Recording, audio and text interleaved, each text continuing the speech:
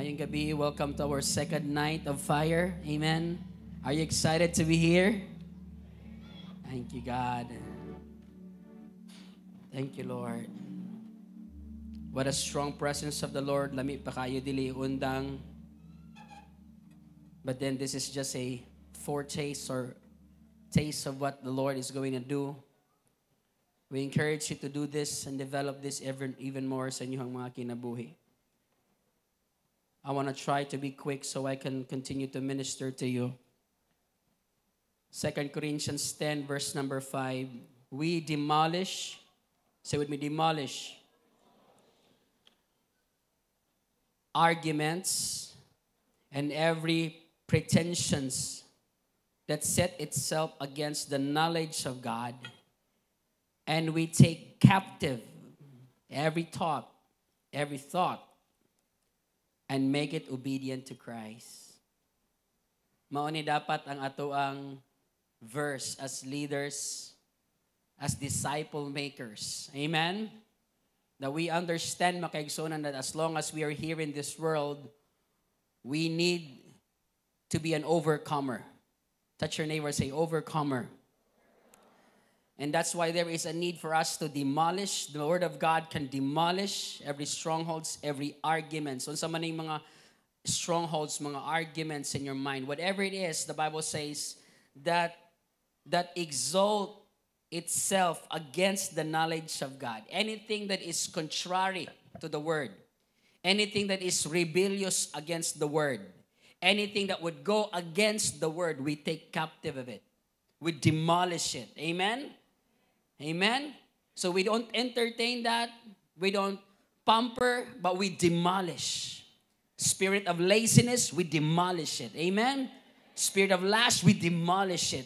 It's time for us to see, mga kaigsuonan, that these things are not something na ito ang kinahanglan i-baby, but we have to destroy to the point that there is no trace, mga kaigsuonan. That's what God did for us. That's what God did for us. While I was praying a few days ago to share with you on this subject, mga kaigsuonan, sa istoryahan nato karon, the Lord began to bring me to a word. The word is condemnation. Say with me, condemnation. And the word condemnation is the very thing that hinders believers, Christians, disciples, para makapadayon sa ilang pagpangalagad sa Ginoo. Okay? Naay uban dili kaayo igsuon makasutoy sa ilang pag-go and make disciples, sa ilahang pagpangalagad, sa ilahang win people and cell group because of condemnation. And these are arguments in your mind. These are things that is exalting itself above the knowledge of God, mga kaigsuonan. And condemnation is not just saying na, uy, kanang nakasala ka, uy, wala kay ayo, uy, wala kay ani. Condemnation is always saying, I'm not good enough in the ministry. Dili na ako ni kaya. Kung magpadayon ko, plastic ra kay ko. Kung ako aning undangon, mabalik ra man gihapon ako ni few days from now. That's the words of condemnation in our minds. And that is why there is a conviction in my heart to share this sa inyo, mga kaigsuonan, because the Lord has set you free from condemnation. Amen? Murag na wa manalipay ang tanan. In other words, dapat walay na condemnation sa imong hunahuna, sa imong kasing-kasing, because mauni ang mga bakak sa yawa para pugngan ka, makapadayon, makasutoy sa imong disciple making. Okay? And one of the things that the Lord has highlighted me this year, mga kaigsuonan, is that the glory of God has already been restored in your life. So sabihin mo sa katabi mo, glory restored. Okay? Nganong kinahanglan i-restore ang glory ni Lord sa imuha? Kay nawala man good. Nawala man good. Romans 3:23, alam natin lahat yan, for all have what? Sin. So unsa ang effect sa sin sa tuwa? Sin falls short of the glory of God. So in other words, naay himaya sa Ginoo sa tuang kinabuhi igsoon nga dapat atong dalahon. Okay? Pero tungod sa sala, we fall short of the glory. And maybe you're going to say, Pastor, di ba ni Ana sa book of Isaiah nga dili i-share ni Lord ang iyang himaya sa tao? And that is actually true. Dili man gyud i-share ni Lord ang iyang himaya. Pero kanang himaya ang ginasulti sa imuha is that you are going to reflect God's glory, not your glory, not your majesty, not your sovereignty, not your power, not your ability, not you, but the God in you. That's the glory of God that will shine upon you. Arise and shine, for your light has come, and the glory of the Lord, not your glory, the glory of the Lord will rise up upon you. Okay? So, this year, makigsunan, gusto na ko masabtan nimo nga ang himaya sa Ginoo sa imong kinabuhi, pinaagi sa gibuhat ni Jesus sa cross, iyahan nang nabalik. Salamat sa hinay kaayo nga amen. Palakpakin daw si Lord, be? Come on. Because today, we are going to battle every condemnation in your mind. We are going to demolish every condemnation in your mind today so we can go forth and conquer what the Lord has planned for us. Can I hear somebody say amen? In 2 Corinthians 3 verse 16 to 18, but whenever someone turns to the Lord, can I hear some people that already turned their lives to the Lord? Mas malakas pa? But whenever someone turns to the Lord, ano sabi ng Bible? The veil is taken away. The thing that is hindering you, the thing that is blocking your relationship with God, now is taken away. For the Lord is the Spirit, and wherever the Spirit of the Lord is, there is freedom. Condemnation will entangle you. Condemnation will bind you. There is no freedom. But the moment you understand that the glory of the Lord has been restored in your life, makaigsunan, you will experience freedom. Lahi ang linihukan sa taong gawas nun. Lahi ang winorsipan sa taong gawas nun. Lahi ang smile, lahi ang pagbasa, lahi igsuon ang aura sa taong gawas nun. You can feel that. I can feel that. Sometimes, makikistorya ko siya sa katawa, hi, alatas. Mura bita ka, oh, yeah, kuya. Naasya yung mga, mura bita ka ng, naipugong ba? You understand that in part sa iyang life, naasay ginatago. Naasay. There are certain people that they act a certain way, they behave in a certain way because they are strongholds in their lives. But you will know if they are free, mga kaigsunan, because you can see it in them. There is freedom. That's what the Bible says. There is freedom. So all of us who had that veil removed and can see, reflecting the glory of God, the Lord, who is the Spirit, makes us more and more like Him as we are changed into His glorious image. Amen? The glory of the Lord. Now, we understand, mga kaigsunan, that from the beginning of time, when Adam and Eve sinned against the Lord, dito nagsugod ang tanang sala, and the glory of God departed from them. Genesis 3:15, mga kaigsunan, I will place great hostility between you and the woman, between her seed and yours, and he will crush your head as you crush your heel. And I believe this is a prophetic declaration of Jesus to crush his head. But listen to me. This is also a prophetic declaration of the disciples of Jesus. Hello? This is a prophetic declaration nga si Jesus ang mo-crush sa head, sa serpent. And yet, this is not just, because sabi na, the born of the woman. This is not just Jesus, but this is also talking to you and me. Jesus, in John chapter 17, verse number 22, Jesus prayed, sabi ni Jesus, the glory that you have given me, I have given to them.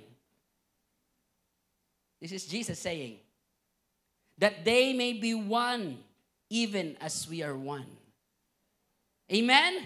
So what Jesus has received from the Father, the glory, the fullness, makigsunan, the authority, the image, the likeness, hallelujah. Sabi ni Jesus, I'm going to give this to my disciples. I'm going to give this to all people that would put their trust in me so that they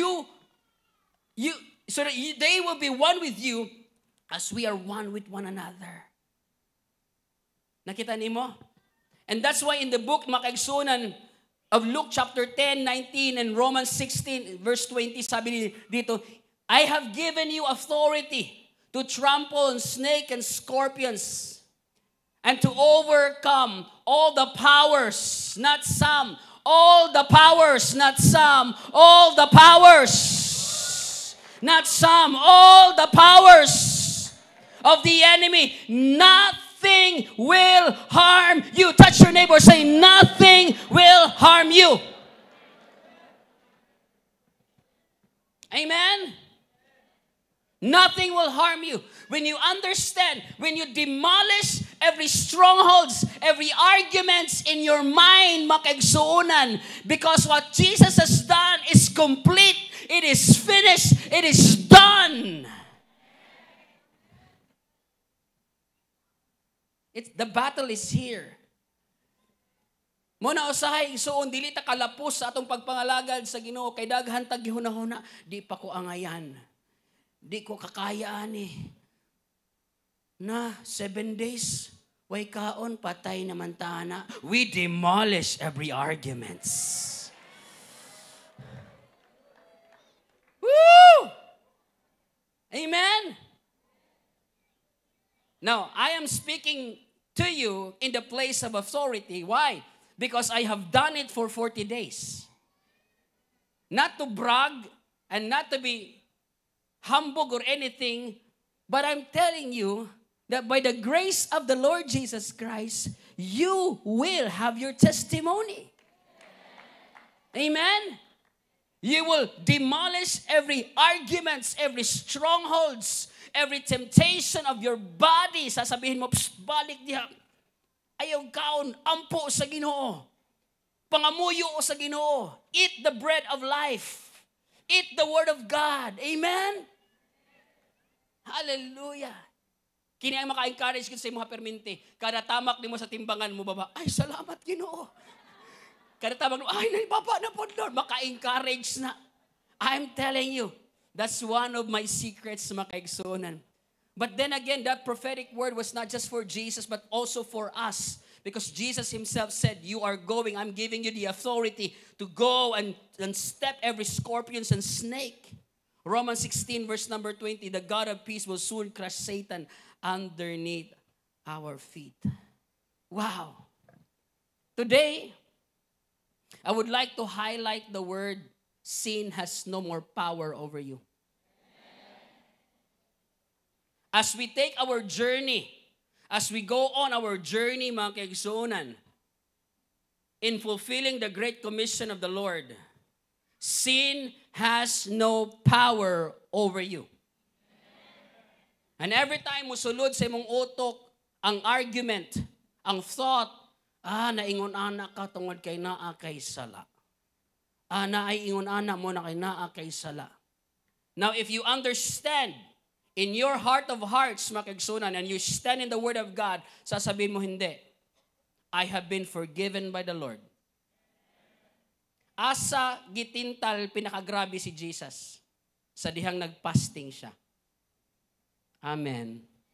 So ang fasting, it's not a place of spiritual hype. Kaya abi man gud nato pag nagfasting ta makakita na tag angels langit. I thought that before. Kaya abi na ako pag 40 days ko, grabe gyud pag ampun ako, Ginoo pa kung abli na sila unsa man. Pero na-realize na ko nga ang fasting di ay is a spiritual test. Gibutang ka sa test. Si Jesus before sa niadto sa ministry, niagi siya sa test in the wilderness. Pag humaniyag, baptize, receive the power of the Holy Spirit, receive the confirmation of the Father in heaven, the Holy Spirit took him right away to the wilderness to be tested. So fasting is a testing of your spirit. Murag hinay ang amen. So dili na ka na mag-fasting ta para matubagatan na nato mga pag-ampo. Kung sa gihimo si Jesus, ang Ginoo genie. Dili, it is a test of yourself, a discipline. Obey the Lord. Every strongholds in your mind. Tapos while you are doing fasting, makiksunan mo, balik na tanan sa imuha. Mo recall na tanan sa imuha. So dili lagi ka makasala hangtod sa hangtod. So dili lagi ka makaani hangtod sa hangtod. Moabot na tanan sa imong mind, in your heart. And that's the thing that the Word of God is reminding us in 2 Corinthians chapter 10, mga kasunan, that we demolish every strongholds. We demolish every arguments, every words, anything that would exceed itself above the knowledge of God. Amen? Muna ang gusto ni Lord nga buhaton nato mga kaigsunan. Gusto na ko ipakita sa inyo ha. In the book of Psalms chapter 32, just follow along with me na lang, Psalms 32. NIV version. NIV. How many of you are blessed? Come on, raise up your hand if you're blessed. Hallelujah. Okay? I pray that these words today will bring not condemnation but convictions in our heart. Dili na ministry nato to condemn. Look at this. Sabi ni David, blessed is he or she whose transgressions are forgiven, whose sins are covered.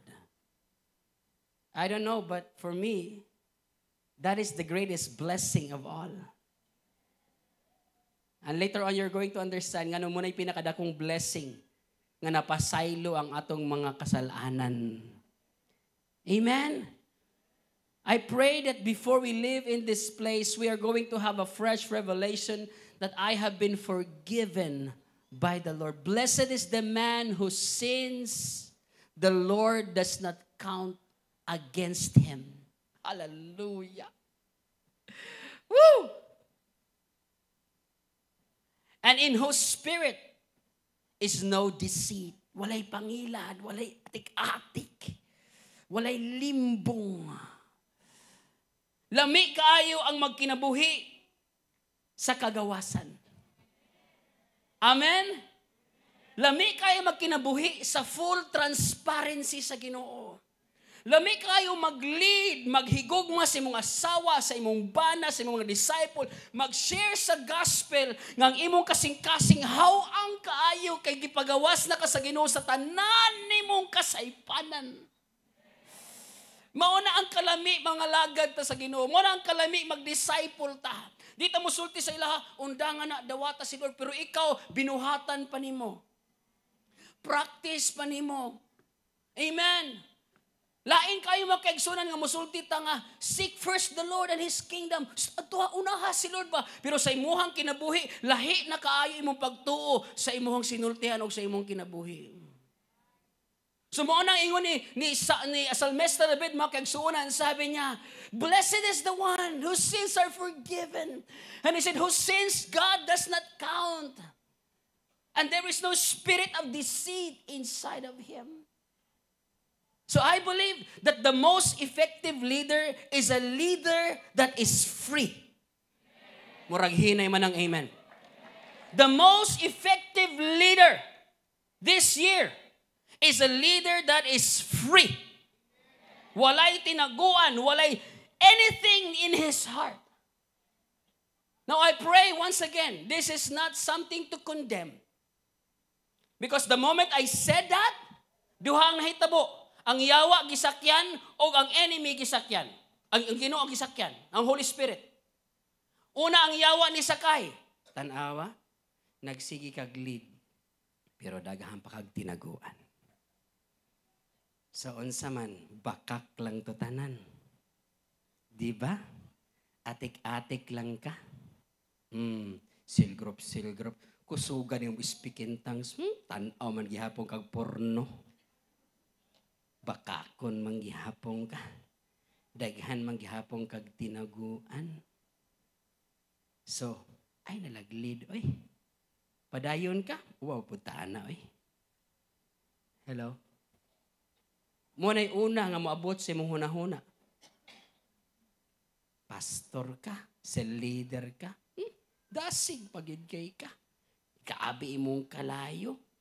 Pero kalayo na dahil mong kasing-kasing sa Ginoo. Diri na lang kasko, lipay pa ta. Right? sulti kag I love you sa imong asawa, pero pagtalikod niya sa imong cellphone, daghan kay kagitan nga mga chicks. Diba? Ngano pag ang lalaki manglimbong sa babae, minawa ha? Pag ang babae manglimbong sa lalaki, ang unang pangutana sa lalaki is this, na nahitabo ninyo, wala.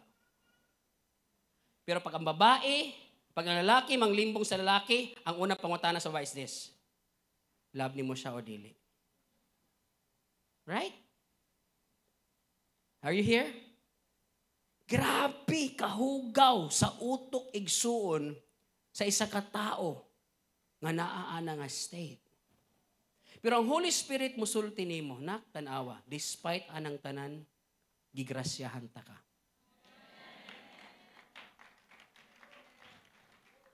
Despite anang tanan na, nakabuo gihapon ka sa imong tulo ka disciple. What if nak wala na tanan? Unsa ka ang posible pa mahitabo? Hello?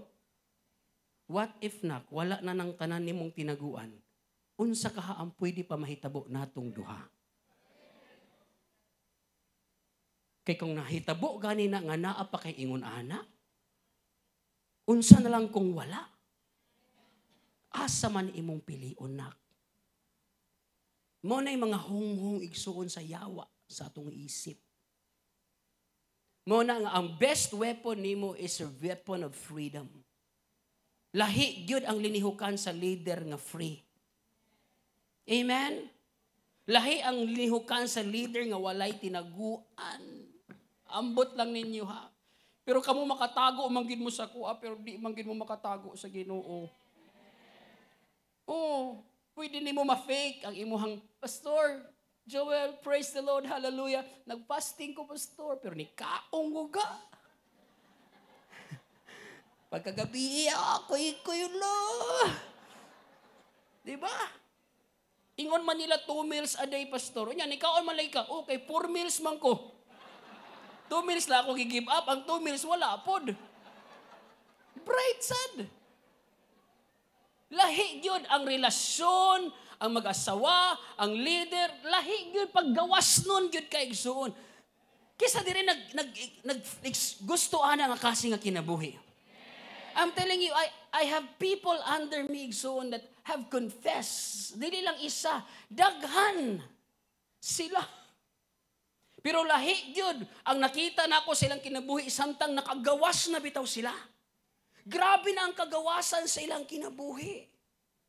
I'm telling you, lahi ang ilang linihukan, lahi ilang siniltihan, lahi ilang prenehan, because of that freedom in them.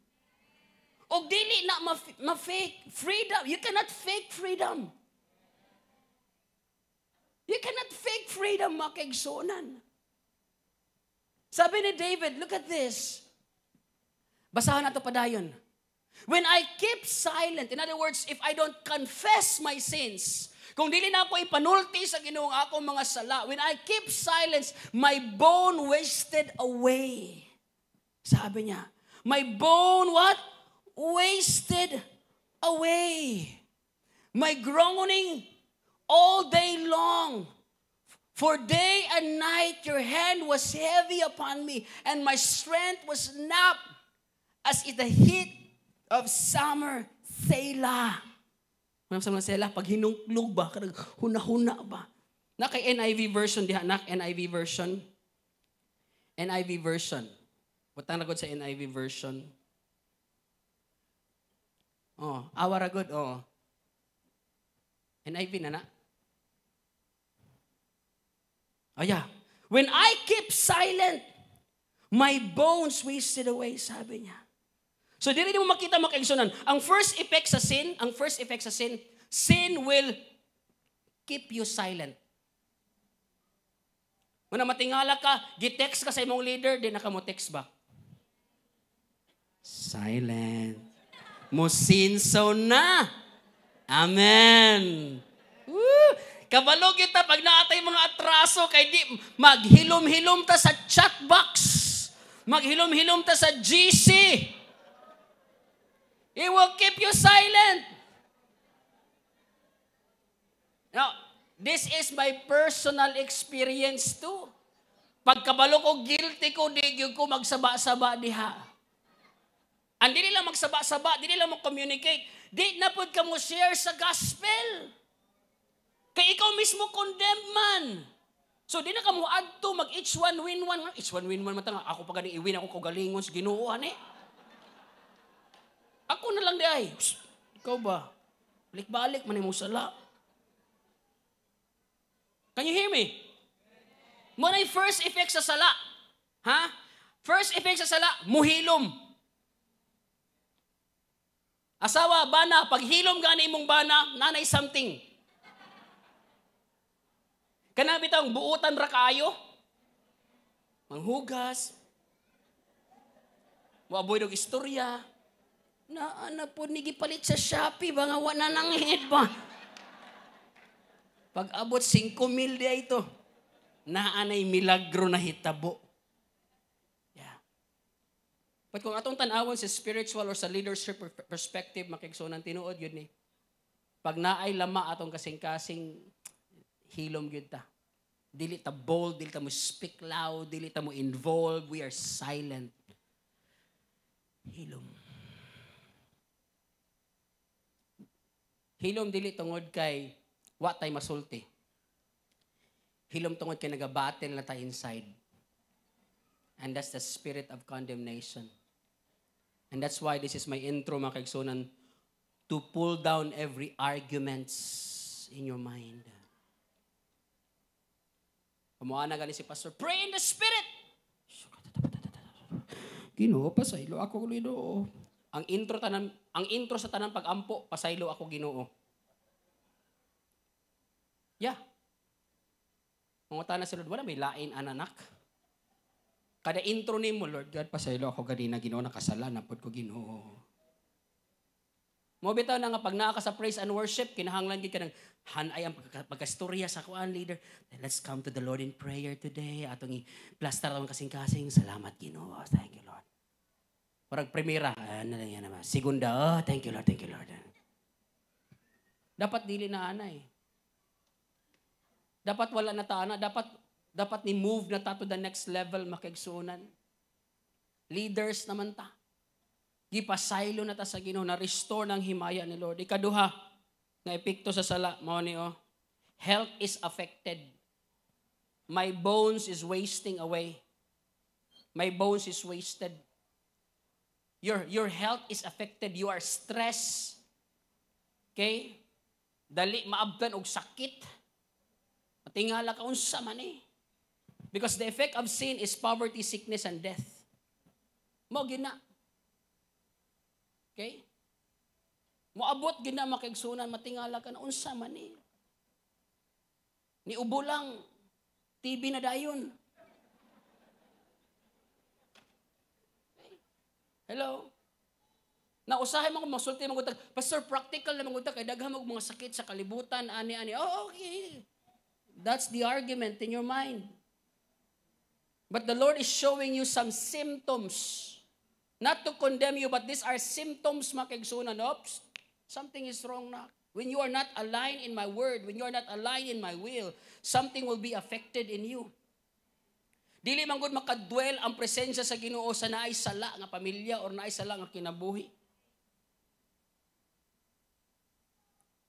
Ito pa, emotions will overwhelm you. Pag puno ka og sala sa imong kinabuhi, sa imong hunahuna, emotional kaayo ka. Mo nag-ingon ni David, day and night your hand was heavy upon me. Bugata sa imong kamot, Lord, ay. Ano so? Day and night, sige ra kong hilak. Other translation, day and night, I'm crying, I'm sobbing, I'm groaning. Day and night. Dili stable. Isa sa mga character sa leader, igsoon, kinahanglan emotionally mature ka. Kaya pag dili ka mature emotionally sa leader ka, mag-handle kag tao, nako, delikado, apektado dayon ka na. So dapat compose ka. O kanang imong pagka-compose, dili na makuha sa imong pagkahawd, maayong laki, maayong bayi, naana sa imong pagkabalaan o pagkaputli at ubangan sa Ginoo. Ang imong pagka-compose, igsoon, resulta na sa imong pagkabalaan o pagkaputli at ubangan sa Ginoo. Mao gyud na siya. Another effect, financial life is affected. Okay? Wa kay kusog. Your hand is heavy upon me. My strength was snapped out. Murag wala may kita tanan, Lord. Murag ugah tanan, Lord. Hallelujah. Mauni igsuon ang mga resulta. Ginapakita rin ako ni sa inyo. Dili ni pang-condemn sa inyo, mga kaigsunan. Pero gusto na ko ipakita sa inyo nga naagi resulta ang sala. Pero pagkalipay, kay gi-overcome na ni Jesus ning tanan. Murag hinay man ang amen. Are you here? Jesus broken the power of sin over your life. Yes, nakasala ta. But when we come to the Lord and ask God's real forgiveness, repentant good, turn away, total freedom, the Bible will break every sin, power of sin in your life. Romans 6 verse 7, for we know that our old self was crucified with Him so that the body ruled by sin might be gone away with it, that we should no longer be slave to sin, because anyone who has died has been set free from what? Sin. Woo! Murag wa may nalipay. Since penalty has been paid by the blood, therefore, there is now no condemnation to those who are in Christ, because through Christ Jesus, the law of the Spirit has been given life, has set you free from the law of sin and death. You are no longer slave to sin. Romans 6:14, sin has no longer be your master, because you are not under the law, but under the grace of God. Hallelujah. Palakpakan natin si Lord. So today, gusto na ako nga, ibutang sa imong kasing-kasing sa imong unahuna, you demolish every arguments in your mind. Demolish every arguments. Because kung ipagawas na ka sa Ginoo sa sala, that's why si Abi ni David, the greatest blessing is a blessing to be forgiven. The blessing to be set free. Because the moment na set free ka sa imong sala, makaigsunan as leader, you have been set free from all of the curses and bondage of the enemy over you. Amen? But pasabot makaigsunan, kung gipasaylo na ka sa Ginoo, are you ready for this? That separation between you and God is no longer existing. You have now an access to God Himself as your Father. Wala na nay hindrance, wala nay, Lord, layo pa nimo. Kung still ma-feel pa nimo nga layo si Lord, mag-ampo ka marag layo ani mo, Lord.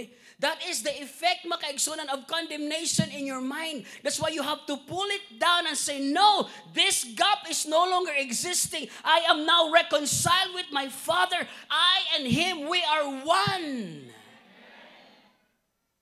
So ang imong prayer mas confident, mas naay grasya, mas naay gahom, mas naay power. Anything that you ask from the Lord, you have an access to. Sin has no more power over you. It's no longer slave. So now you can say no. Dili na. Tama na. Listen to me. Ito another blessing, ha? Tungod sa sala, na pobre ang tao. Ka-effect mo na sa sin.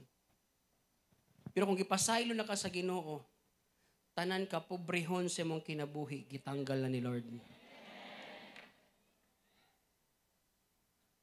Amen? Tanan ka pobrehon. So ayaw katingala, kumuabot nagkalit ang mga pabor sa Ginoo sa imong kinabuhi. Ayaw katingala, ana. You have to destroy every arguments in your mind because I am now free. Power of sin has no longer effect in my life. Amen. Condemnation has no more effect in my life. Ito pinakanindot mga kaigsonan. And I think I'm gonna end here. Next. That we have a renewed identity. Sabihin mo sa atin mo, renewed identity in Christ. Restore glory. Dili imong himaya, ang himaya sa Ginoo na restore sa imong kinabuhi. Now, these are simple truths that we have already talked about in the encounters, in the life class lessons, all of this. Pero I think, mas kinahanglan nato ni as leaders. Kay the more ni naging real sa imong kinabuhi, the more mahimong real ni sa imong pag-share. Amen? You have now an identity with Christ. Your identity is no longer, believers are no longer identified by their sin, but by their new identity in Christ.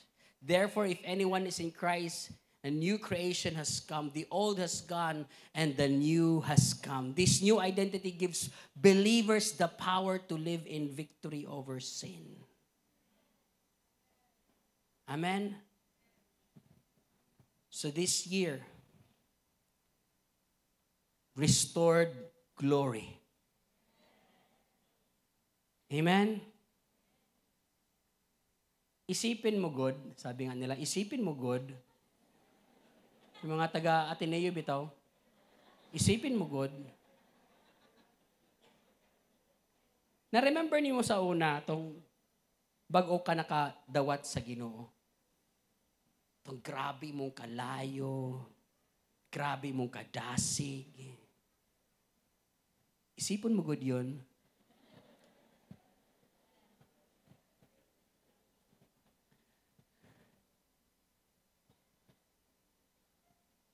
Ano nangyari? Pastor kasi nagkatrabaho na, pastor nagkapamilya na, pastor marami ng priority. Ganun ba? So nagbago na. Si Lord hindi nagbago eh. Sinong nagbago? Murag hinay ang amen. Wala man ni ana si Lord. Kabalo ka na, sa una good kay ka ng 50 million lang ang tao sa kalibutan. Nya karon kay 8 billion na good. Daghan na good mo. Isipin mo good yun. Diba? Mahirap kaya yun. Yung prayers nila lahat bitaw. Diba? Kung sagutin mo lahat yun, lahat sila ba? The Lord never changed. Sino na bago? Tayo. Diba? Dili mo bugnaw ang kape kung wala nimo gipabayaan. Coffee lovers, come on. Lumamig kasi hinayaan mo eh. Now, listen, I know I'm talking to leaders. Pero basin leader ka, pero backslider imong kasing-kasing. O karong gabi igsoon, kung magpadayon ka sa tago, walay mahitabo. Kung padayonon lang ni mo nga nakamaskara lang ka, padayon na okay ra ba ito? Daghan bitaw mi sa church, bitaw mailhan ni pastor, okay ra gyapon kaya. Yeah, let's go on live. Life must go on. Ana. Pwede good yun.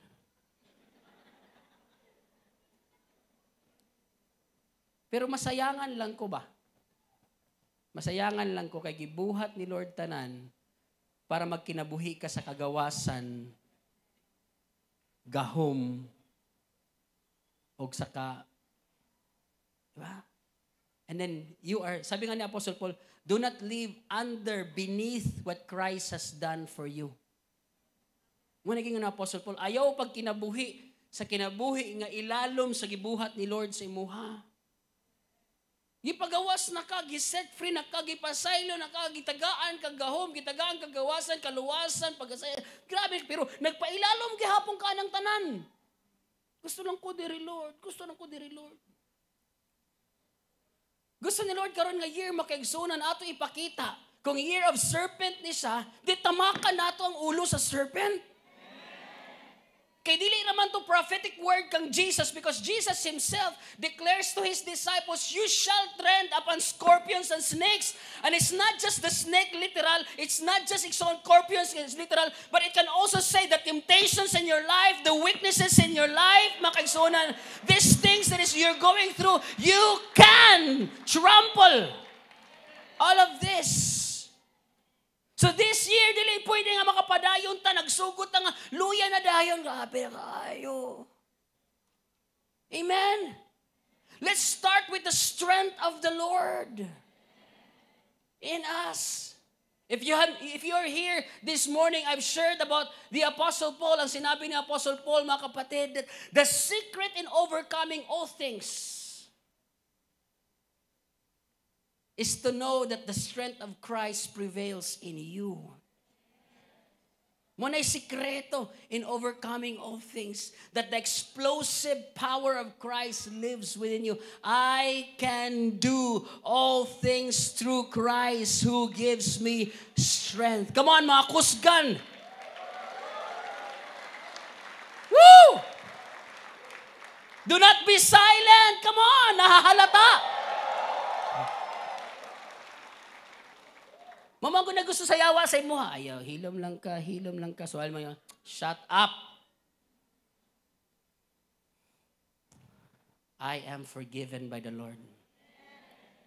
I am set free. And here's the beautiful thing na kung gusto niyo buhaton kay, kung karon makaigsuunan, minawi ha, kung karon, musulti ka sa Ginoo, Lord, forgive me from all my sins. Thank you, Lord. Kamura na ni Lord. O kabalo po siya, kipasaylo po kaniya. That's good. That's a good deal. Pero anytime, you can go back to sin. You know why? Because you don't have accountability. Mubito ni Ana si Jesus when He breathed the Spirit and life upon His disciple. And He said, if you forgive them, they will be forgiven. So ito yung gagawin natin. To stay free is to have an accountability. Amen? Last week, ang itusturyahan nato, only the pure will be preserved. Legacy ang pinag-uusapan natin dito. Ipapass on natin sa next generation. Hindi pwede may tatsa. Hindi pwede na ay lama. Amen? And right now, the Lord has been dealing with us. I have already restored the glory. Amen? So don't be condemned. Some of you are still walking on sin and bondage in your life. But the Lord said, nak, gipagawas na takaana by my grace. Make the decision. Overcome that right now. Be delivered. And so you can come to the Lord and say, Lord, kapasalo ako, mahilag ka. Amen. Pagkahuman, walay nahitabo. Why? Walay accountability. So here's the application that I want you to do. Because I want you to walk in a restored glory life. I want you to walk in a life of freedom because walay pinakagrabing effective nga leader kung dili free gid siya. So find an accountability, especially your cell leaders. Ayaw lang miski kinsa. But during this week, during these times, I want you to open up your life to them sincerely from their heart.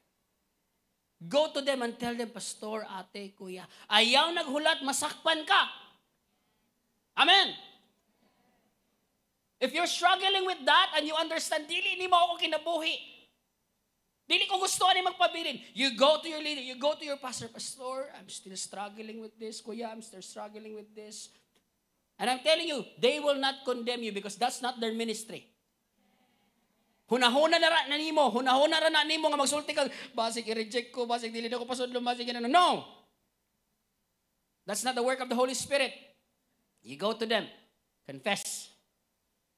Tell them, Pastor, ate, I'm struggling with this. Pray for me. I want to overcome this by God's grace and by my help. Today, I will live a life of freedom. And I'm telling you, sulayin mo, God. Sulayin mo. Grabe kalami sa feeling nga walay tinaguan sa kasing-kasing. Amen? Panuway mo. Ay, dili mo panuway. Sulayin mo, God. Lami kaayo nga maging open. Amen? Kami kinaanan mo sa mga family nga open ang mga anak sa mua. Open si Yada, si Pia, si Jaden. Sometimes they're hiding something, but then I'm going to ask them, no. Tell me. And then they're gonna open up. It's really important. Anything, if it is secret, it is not sacred. Ayaw tuan ng sikreto para bibo. Dili ginabibo. Open up. Open up. Surrender. Open up your heart and say, I want you to become my accountability in this area of my life. Amen? And I'm telling you, you're going to experience freedom like never before. Can we stand up to our feet? Come on, hallelujah, victorious people of the Lord. Restored glory of God. Network pastors, cell leaders, get ready. Mag-open up yung mga disciples nyo sa inyo. Baka ma-shock kayo. Okay?